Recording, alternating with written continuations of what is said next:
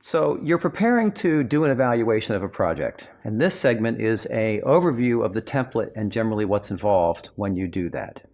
When someone wants to evaluate an R&D project, they fundamentally have two questions: how big and how difficult. And before we go through the templates, let's kind of look at some of the outputs that are there.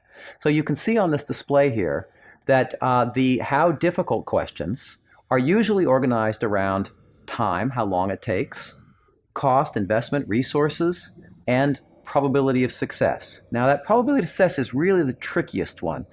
They're all a little complicated, but that is probably the most difficult because it gets you to talk about failure, what the possibility is of failure in a project, which is not conversation people are used to.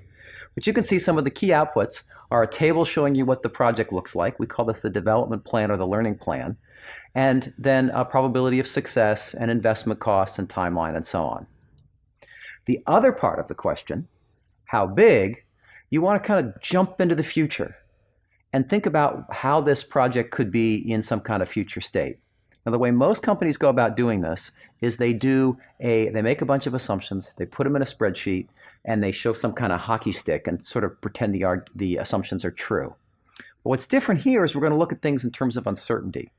And the critical output here is a tornado diagram, which is a different way of looking at the question of how big an opportunity is. Across the top, you see a net present value scale. That's a financial figure of merit. And that vertical line represents a particular case that has a net present value if a particular set of assumptions hold true. We call that the base case. But what's interesting about this is in a way, I'm not really interested in the base case, why it's what value it is or some other value. What I'm interested in is what makes it big, because this is innovation. It's about driving upside and creating opportunity.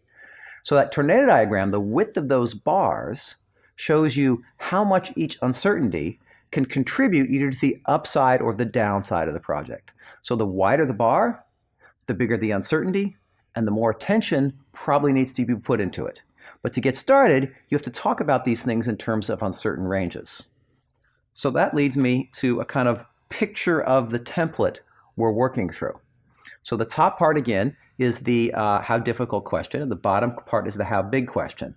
And so on that top part, you see a kind of table. And fundamentally, what you're going to do is first kind of define your project and think about what that means in time and in the phases that your organization has for evaluating and managing R&D, usually the stage gate kind of process. What are the costs? What are the investments to get to that kind of launch point? Then we're going to talk about probabilities, so we'll put probabilities in there, and there's a whole separate video on that. Once you're done with that, you drop down to how big question. Now this is a different point in time. The how difficult part is sort of close. The how big part is further in time. It's out in the future. And so the typical questions people want to know is like, how big is the market? How competitive are we?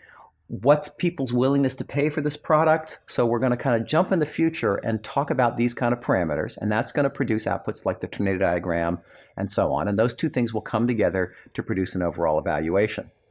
So on the top side, we're talking about how difficult, the probabilities. On the bottom end, we're going to talk about ranges and ultimately get a financial perspective. So with that, go to it.